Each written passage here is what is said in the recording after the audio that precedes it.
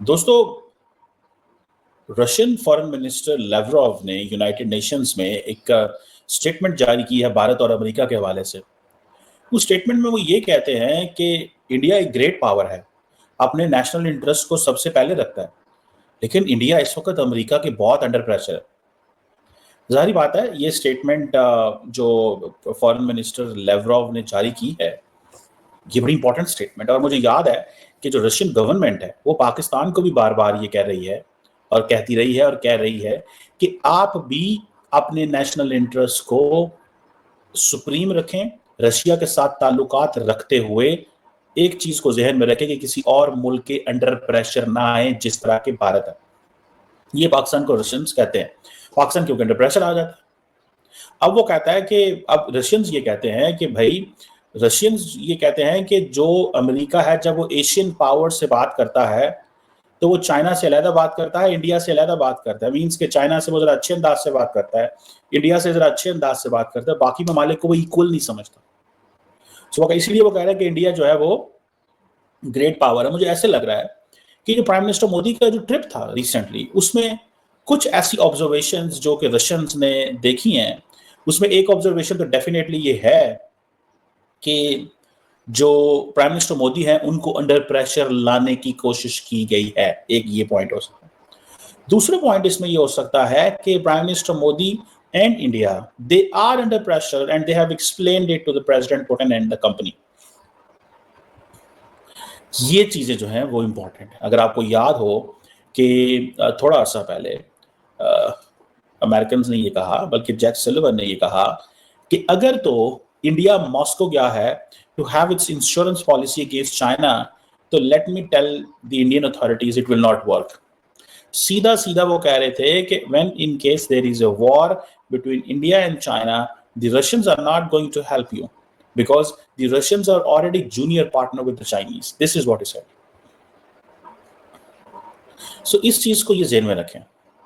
अब पिछले साल जो इंडिया और रशिया की जो बायलैटरल ट्रेड है, that has crossed $65 billion, mainly energy imports हैं, तकरीबन 55 या इससे भी ज्यादा $60 बिलियन के करीब।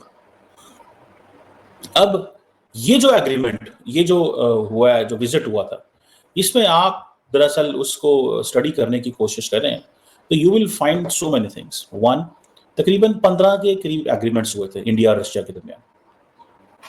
MOUs, trade promotion, business Russia और इंडिया के दरमियान बिजनेस को कैसे प्रमोट करना, so and so, and then to how to take a trade to $100 billion in 2030. It means India desires to buy the Russian oil at this rate or cheaper.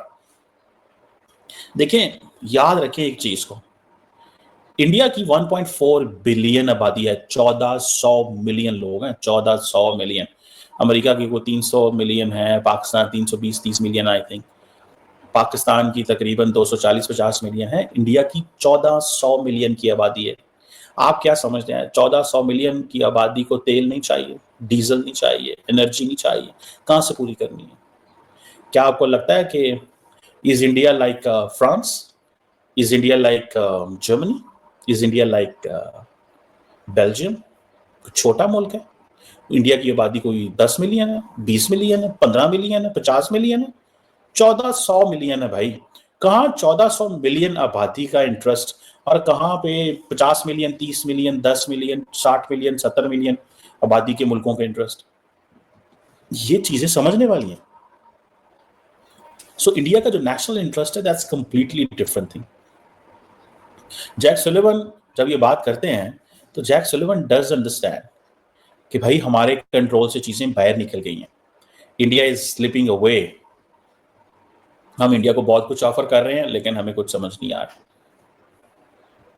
लेकिन बहुत सारे लोगों का ये भी कहना है, with every passing day, India-Russia relations are getting transactional, looking that India is taking advantage of the pressure from the United States and explaining it to the Russians and telling them, look, I am under pressure, but I still want to maintain this deal. But in reality, India needs all that. But India utilizes its leverage and pressure both over Russia. वो दोनों को वो कर रहा होता है। समझ रहे हैं बात? سو یہ کوئی آسان چیز نہیں ہے.